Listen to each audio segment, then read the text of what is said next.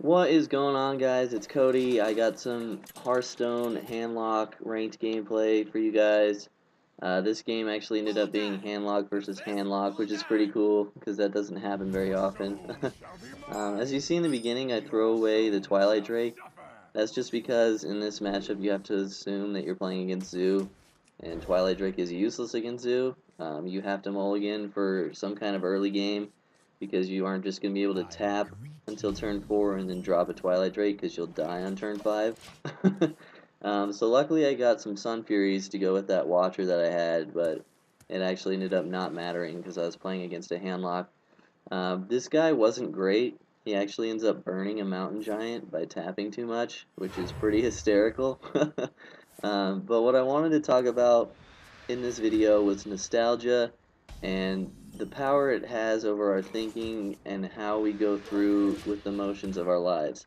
And what spurred this about for a commentary idea was the other day I was going to do a challenge on Pokemon Red where I would try to beat the game using only bug Pokemon.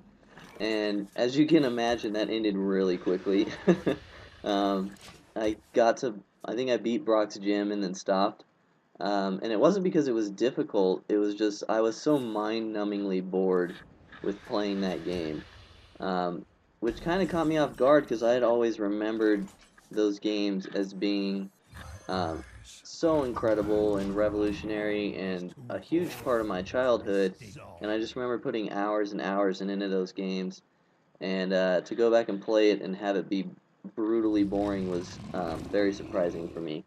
And that kind of made me think about the concept of nostalgia because obviously what I didn't realize is that those first generation of Pokemon games, Red and Blue, are really shitty games. They're super glitchy. Uh, the only ghost type move in the game doesn't do anything in regards to being a ghost type move. Some of the type advantages and disadvantages were off in certain situations, and it was just a really poorly made game on paper. But like I said, I'd always remembered that game as being incredible, and that made me think about the concept of nostalgia and how it affects the way we think about things. And my personal belief is that I think nostalgia is a coping mechanism that helps us deal with whatever we're dealing with in our lives.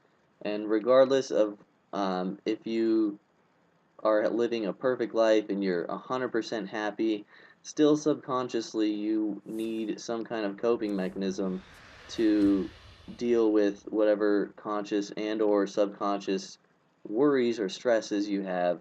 You need a way of dealing with those. And I think nostalgia plays a huge role in that um, because if you think about what nostalgia is, you're essentially thinking about a happy time in your life that you've experienced before. And I think that that helps promote your brain in the present to and encourage it that times like that will happen again. And I've also interpreted that nostalgia seems to occur more to certain people at certain times than others. And I think that has to do with what that person's current state of mind is in the present. Like, I think a person experiences more nostalgia in the present the more that they are stressed out or enduring hard times in the present. And that just goes along with my coping mechanism theory in that a person who's struggling more experiences more nostalgia to help them through the present time by experiencing something that made them happy once again through their brain. Our brains are incredible like that. uh, I also wanted to compare the emotion of nostalgia to the emotion of fear because um, the reason fear is so powerful in us as beings is because it invokes both happy and sad emotions. Um, because the fear of the unknown, it's the unknown. We don't know what is happening or what's going to happen. So our brain reacts by emitting both happy and sad emotions, and that's why fear is one of the most powerful emotions that we can feel because it brings together both spectrums. And I think that nostalgia, to some degree, has the same effects because when you think about something nostalgically, um, you can have both happy and sad emotions, like, oh, that was such a great time, but I miss it and I wish that it would happen again. And so I think that's why we experience nostalgia a lot as well, because um, it's a powerful emotion and we are driven as beings to feel powerful emotions because it makes us feel alive.